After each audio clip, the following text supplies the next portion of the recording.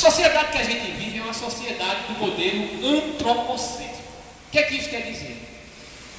Isso quer dizer que nós construímos uma sociedade onde o homem ocupa o centro. E sabemos que, segundo a palavra de Deus, quem deveria ocupar o centro das nossas vidas é Jesus.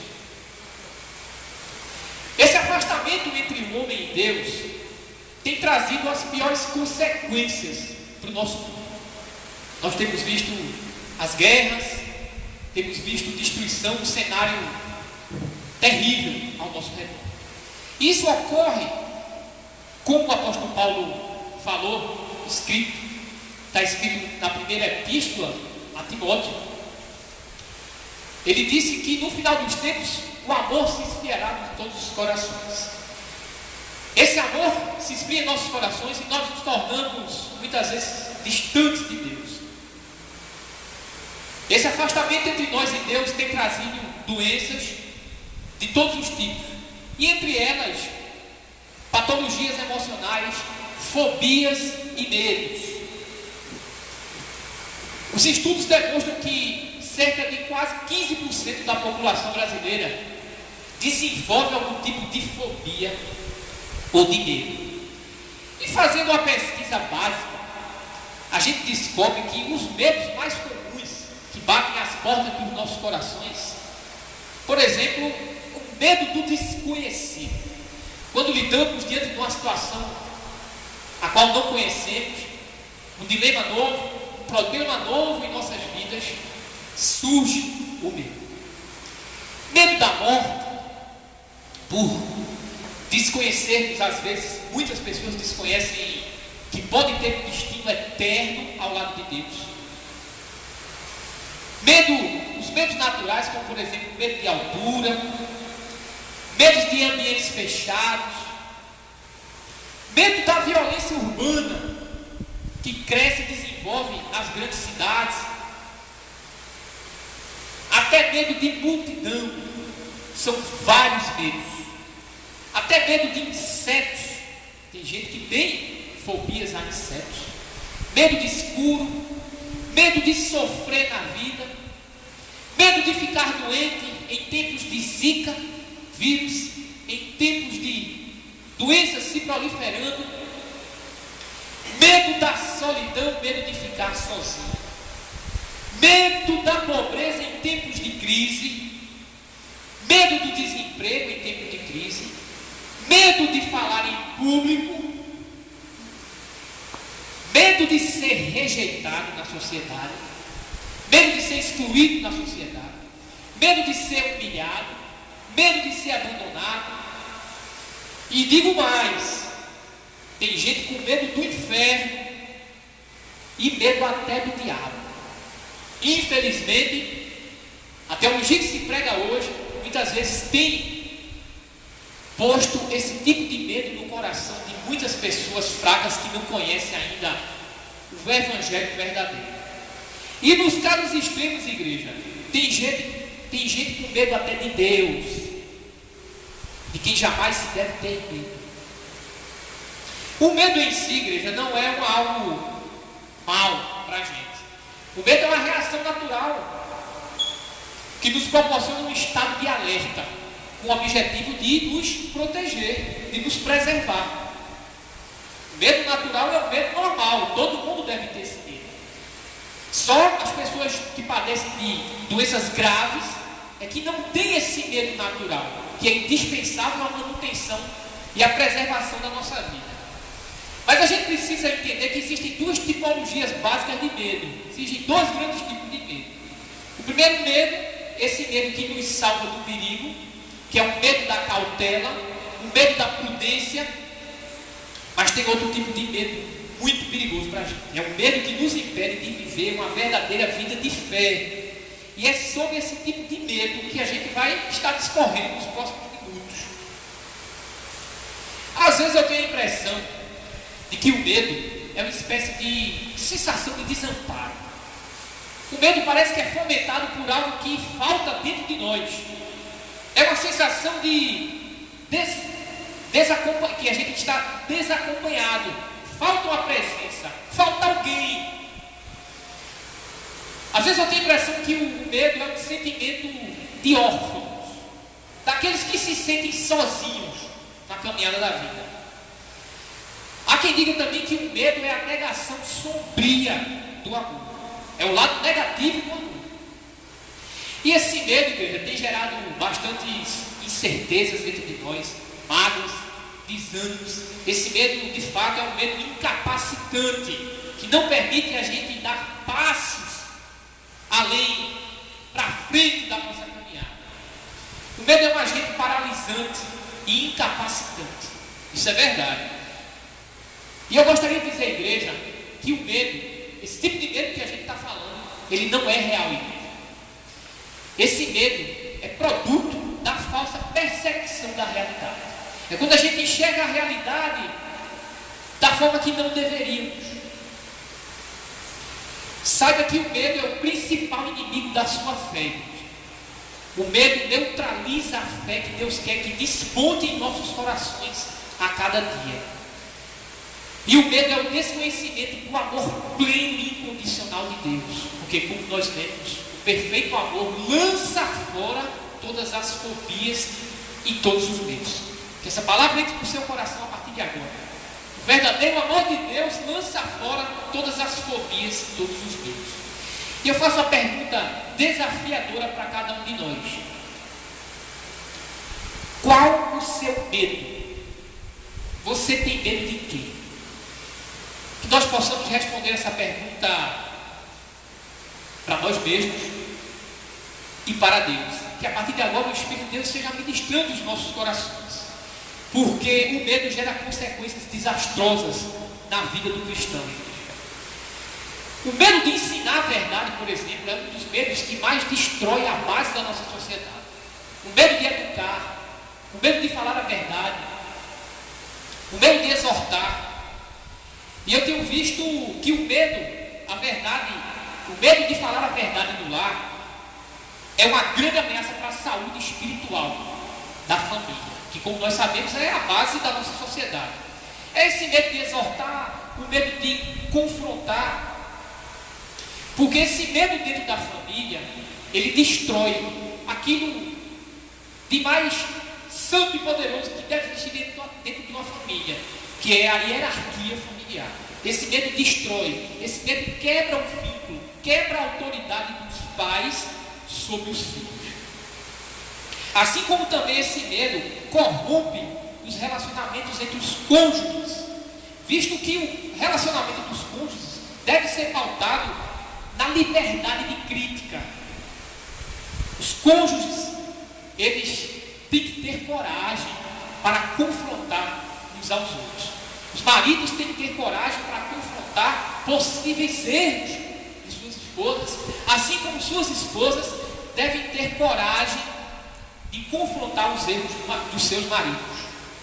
Assim como os pais jamais devem temer aconselhar os seus filhos, jamais devem ter medo de falar a verdade ou de impor alguma disciplina. O medo nos torna negociantes da verdade, igreja, reféns do mal.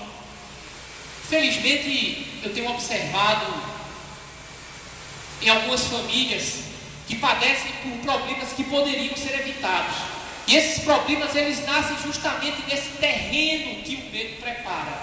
O medo de exortar na hora H, o medo de falar a verdade, o medo de ensinar o Evangelho, o medo de propagar os pilares do Evangelho dentro de casa, tem causado destruição dos nossos lares. Temos visto jovens que não têm mais limites por falta de haver um tutor, um responsável verdadeiro.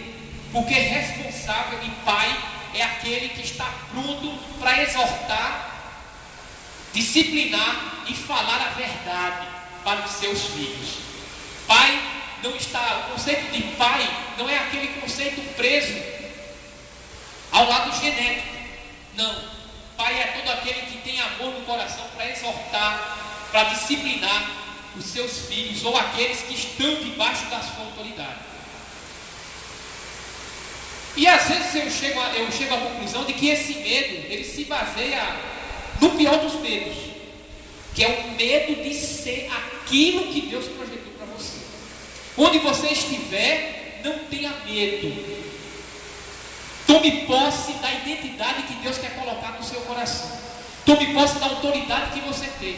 Se você é um líder, se você é um chefe, se você é um tio, uma tia, um pai de família, um professor, um educador, jamais tenha medo de exercer a vocação que Deus colocou no seu coração. Jamais. Confie, porque o Senhor é o patrocinador dos seus sonhos. É o Senhor quem patrocina os seus sonhos.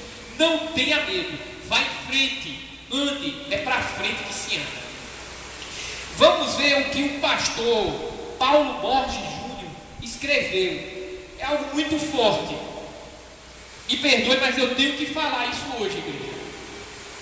Porque eu não posso ter medo de falar a verdade.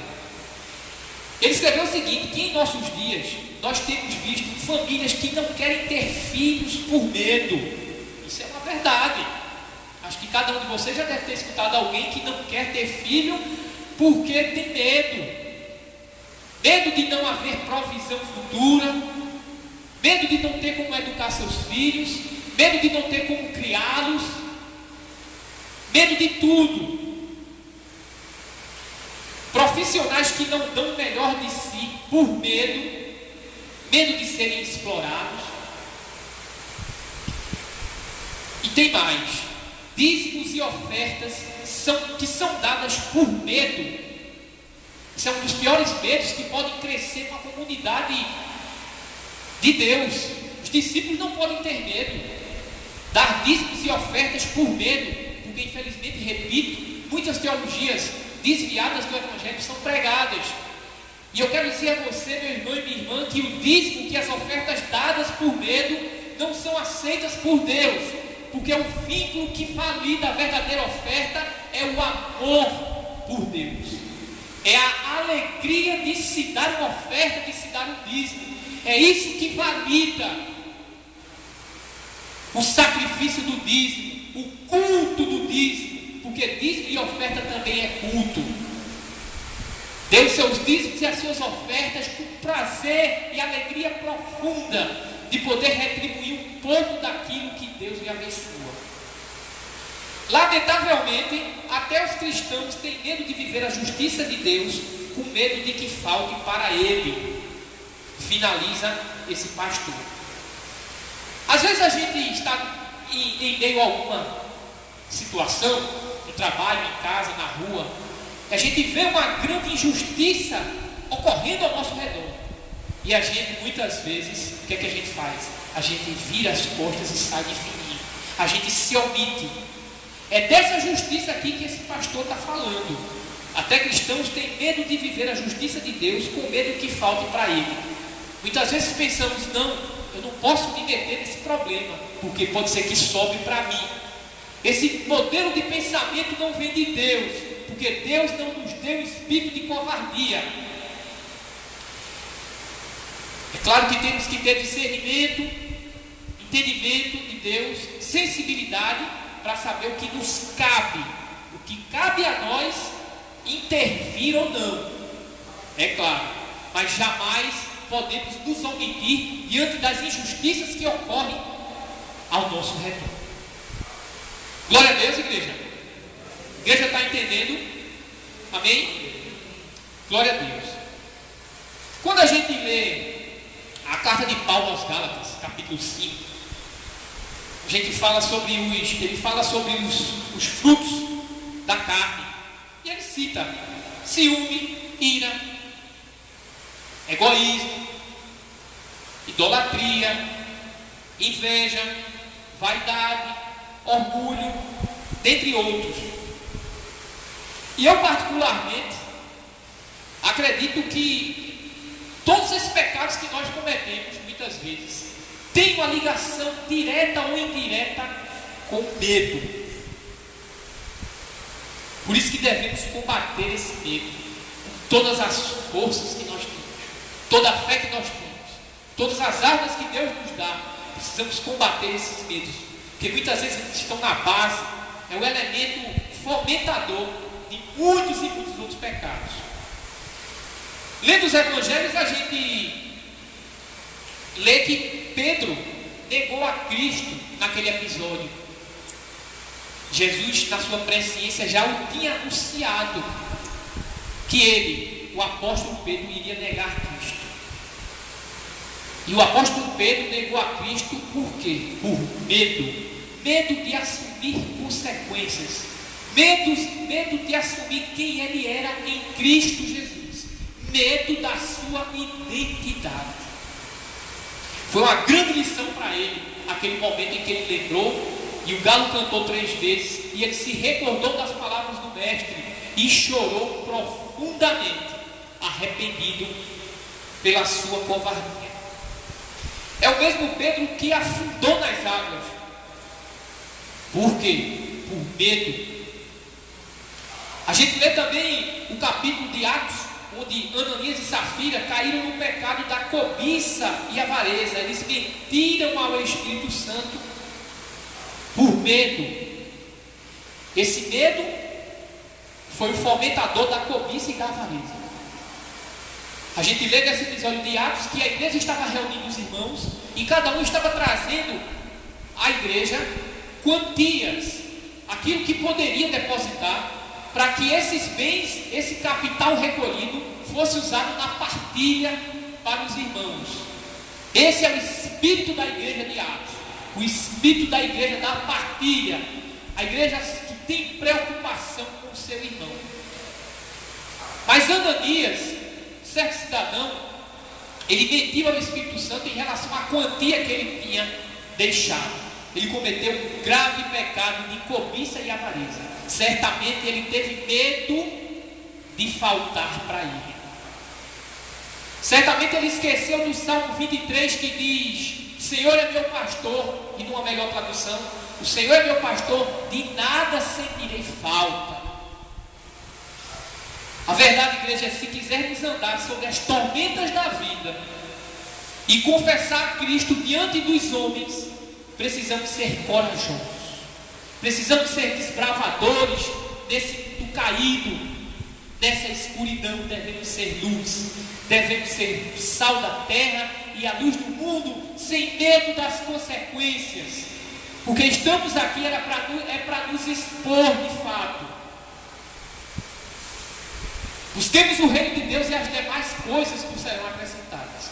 A nossa segurança é acrescentada a cada dia quando nós buscamos o reino de Deus. Jesus diz a você hoje, meu irmão e minha irmã, Jesus diz à paróquia Nova Aliança: não temas, sou eu. Amém?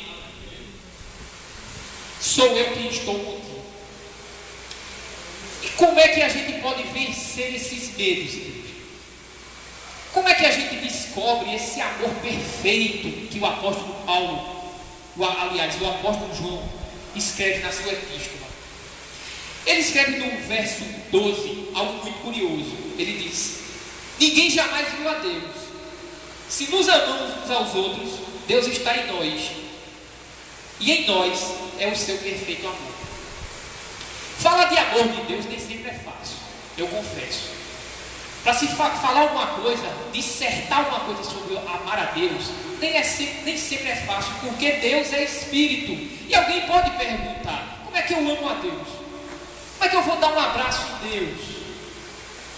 São temas e elementos muito abstratos para se falar. E por isso, acredito eu que o apóstolo João tem escrito: ninguém jamais viu a Deus. Ele confirmou: ninguém jamais viu a Deus. Mas olha o que ele nos diz: se nos amamos uns aos outros, Deus está em nós. É a síntese do amor de Deus. Se você quiser ser medido por Deus, olhe para dentro de si e veja o quanto você tem amado o seu próximo. Certa vez o pastor Oséias, ele falou uma coisa que ficou gravado. Ele disse: em meio a essas igrejas que falam tantas as coisas, que pregam tantas profecias, bênçãos espirituais, movimentos espirituais, e muitas vezes as pessoas pensam que ter Deus é o fluir em línguas estranhas. Glória a Deus, cada um busque os seus dons, os melhores, se é vontade de Deus. Mas tem uma coisa interessante que ele me falou. Ele disse: Francisco, a fita métrica do cristão é o amor ao próximo. E aquilo me comoveu profundamente, porque é uma verdade curta, sintetizada, mas que tem um significado muito profundo para nós. E é justamente nesse amor em que nós somos medidos. É esse amor que Deus está falando. É esse amor que lança fora todas as nossas fobias e nossos medos. Eu particularmente acredito que grande parte das fobias que se instalam nas pessoas, dos medos, das doenças emocionais e psíquicas, grande parte delas poderiam ser curadas se essas pessoas doentes pudessem trabalhar no ministério em que elas pudessem e tivessem a oportunidade de amar o seu próximo. Porque dois corpos não ocupam o mesmo lugar no espaço. Creio que esse princípio também seja inserido no mundo espiritual. Onde existe amor, o medo bate em retirada. Em nome de Jesus. Amém? Tem outro verso também muito importante para nós, para que a gente possa vencer esses medos que batem as portas dos nossos corações. O verso 17, no mesmo capítulo, diz: nisto é perfeito o amor para conosco, para que no dia do juízo tenhamos confiança, porque qual Ele é, nós somos também nesse mundo. O amor perfeito de Deus, que é gerado desse amor, que se desenvolve no exercício do amor ao próximo, arranca de nós todo o medo do juízo. O medo do juízo de Deus é o medo natural, que acomete a todos os corações de todos os homens naturais, visto que depois da queda, todo homem tem medo. Esse medo do desconhecido nasce da impressão da queda, da impressão de que falta algo, da impressão que ele está em culpa. Mas é no amor ao próximo, no conhecimento da pessoa de Jesus Cristo, que nós somos aperfeiçoados e que todo medo é lançado fora. E o terceiro e último ponto, igreja, para que a gente possa ser liberto desses medos, é: saiba quem você é. Veja o que é que o apóstolo Pedro nos diz, quem somos. Primeira epístola de Pedro, capítulo 2, verso 8. Ele diz: mas vós sois a geração eleita, os eleitos escolhidos por Deus, sacerdócio real. A palavra sacerdócio tem um peso profundo no seu significado, porque sacerdote é aquele que leva o pecado do povo até Deus. É aquele que se responsabiliza em estar clamando, em estar pedindo que Deus perdoe aquelas pessoas. É uma espécie de representante espiritual do povo.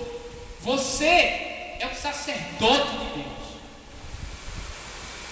Ele também diz que nós somos a nação santa, o povo escolhido, para que a gente possa anunciar as virtudes daqueles que nos chamou das trevas para a maravilhosa luz.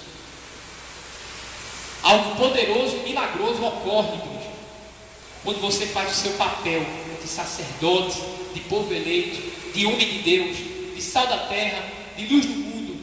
Você ama seu próximo, você clama a Deus para que Deus possa perdoar os pecados de outras pessoas. E nesse exercício de amor, o amor de Deus é aperfeiçoado dentro dos seus corações. E cada dia nós somos curados dos medos, das angústias e dos temores que assolam a nossa era. Esse medo chega de muitas formas, pelas nossas televisões, pelas rádios, por muitos meios de comunicação. O medo que parece que às vezes torna-se uma cultura. Porém, o importante é a gente aprender isso que Isaías escreveu aqui, igreja. Veja que coisa linda ele diz para você hoje. Isaías capítulo 41, verso 10. Não temas, porque eu sou contigo. Não te assombres, porque eu sou o teu Deus. Eu te fortaleço e te ajudo e te sustento com a destra da minha justiça. É preciso se apoderar, é preciso tomar posse. As coisas espirituais estão disponíveis para todos nós. Mas o grande milagre é nós podermos nos apoderar desses tesouros. Ele diz: não te assombres. É uma ordenação, igreja. É um mandamento para a gente. Não é uma escolha. Se você quiser amadurecer, se você quiser ser livre e liberto dos seus medos, não se assombre. Porque até pelo ponto de vista da própria psicologia, quanto mais a sua mente produz medo, mais ela se retroalimenta de medo. Estou mentindo, Joana? Então muitas vezes acontecem esses processos rotativos em nossas mentes.